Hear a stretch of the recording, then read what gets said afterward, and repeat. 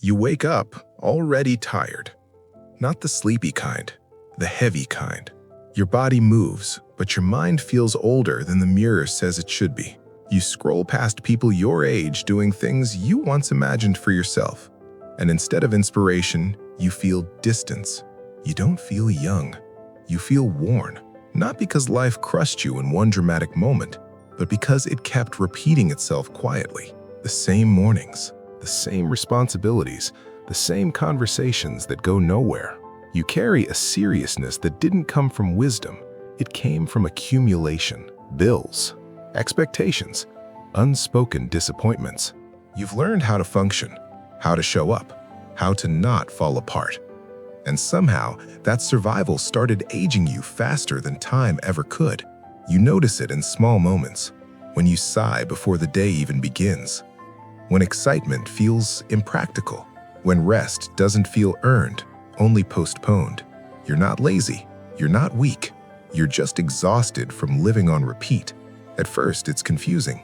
You tell yourself it's just a phase, that everyone feels this way sometimes. Then it turns into frustration, because weeks pass, months pass, and nothing changes. You keep waiting for energy to return, for motivation to arrive, for the younger version of you to wake up one morning and take over again. But instead, you feel older, more cautious, more muted, and eventually a quiet regret settles in. Not loud enough to panic you, just soft enough to stay. The regret of knowing you're capable of more, but feeling too tired to reach for it. The invisible enemy isn't failure, it's comfort. Comfort that tells you not to push today. Distraction that keeps your mind busy but your life still. Routine that numbs the edges of ambition. And the most dangerous one of all, tomorrow. Tomorrow feels responsible. Tomorrow feels safe. Tomorrow never demands anything from you right now. So you delay, not because you don't care, but because caring feels heavy when you're already carrying so much.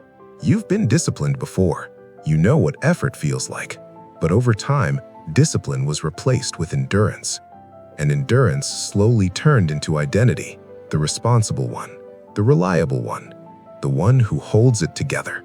And without realizing it, you stopped asking yourself who you were becoming. You just kept going. But here's the truth. Feeling older than your age isn't about time. It's about distance. Distance from your own standards. Distance from your own edge.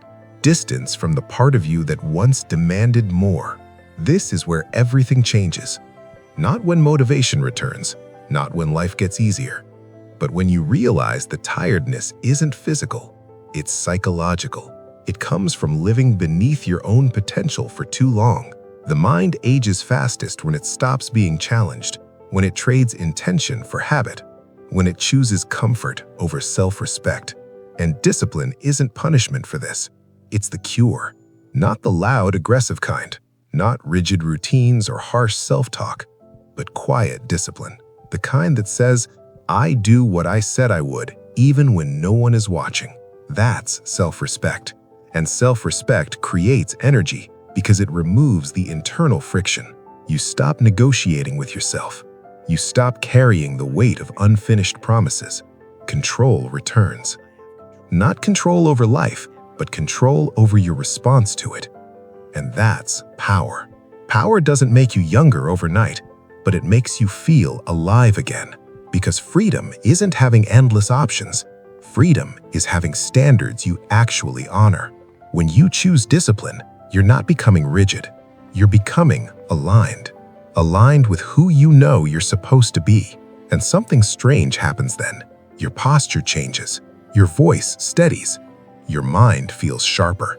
Not because life improved, but because you did. You stop feeling older than your age and start feeling appropriate to your potential. But this doesn't end neatly. There's no final transformation, no dramatic finish, just a moment, usually quiet, where you realize you can keep aging mentally, or you can choose differently today, not tomorrow, today. The question is simple. Will you continue living in ways that make you feel older?